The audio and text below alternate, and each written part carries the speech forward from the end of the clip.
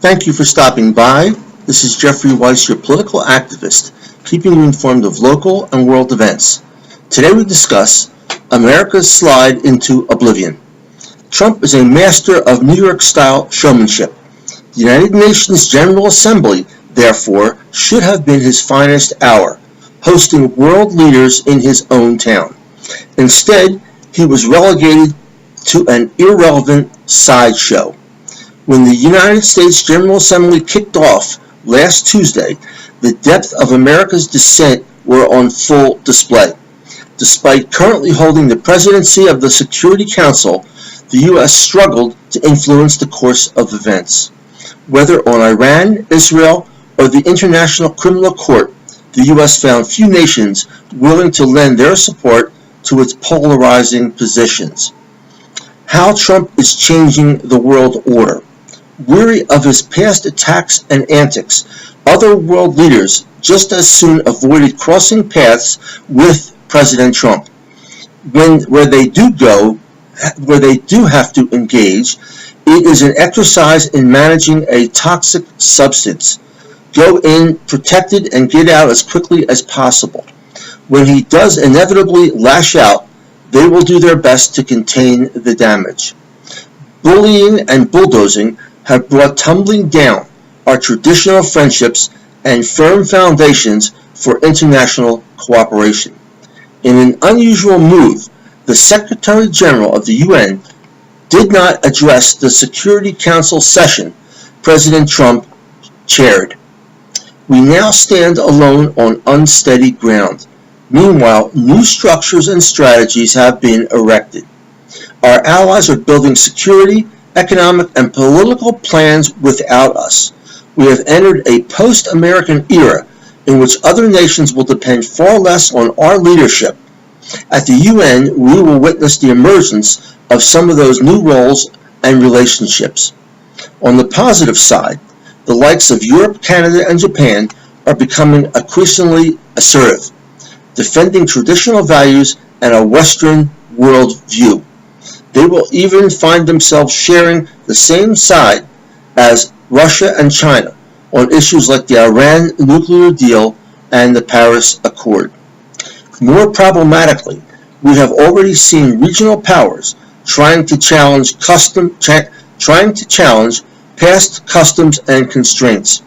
Sensing an opening, Russia and China have fast-forged a close alliance. Saudi Arabia put Western nations on notice that it will no longer tolerate even mild criticism of its human rights record.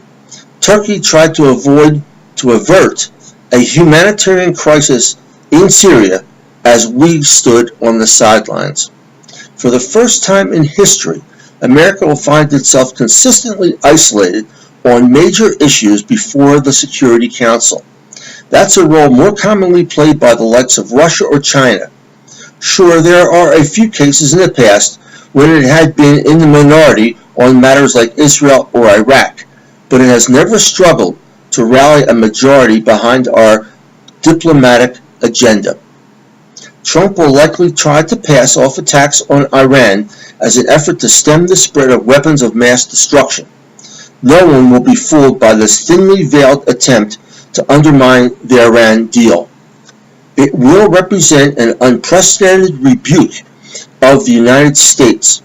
Even in the most difficult periods of the Iraq War, America still managed to hold together the Anglo Alliance along with an array of other nations.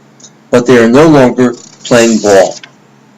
Donald Trump has complained about the disproportionate cost borne by the U.S. He really won't like the expenses that await us. Maintaining international institutions will prove to have been a lot cheaper than managing more frequent global conflict. The assumption of their assertion to our policies will be gone. We will now be forced to pay handsomely when we want to gain the backing of many nations. Ironically, the tables will have turned or at least be more even. For years, the U.S. could force nations that wanted our support to make large weapons purchases or grant us unique concessions. No more. Especially after the trade wars, tweets, and tough telephone calls, their price will be high, if not stratospheric. Will North Korea offer the chance for a new beginning? Most leaders are pleased to at least see the verbal assaults abate and the missiles muzzled for the moment. Yet Trump has proven a poor negotiator. The fear remains that he will lead the world into an even worse place.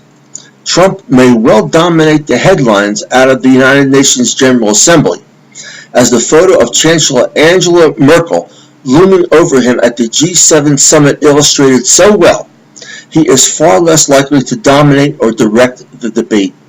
His sideshow may prove to be a distraction, but it will do little to change the clear power shift taking place.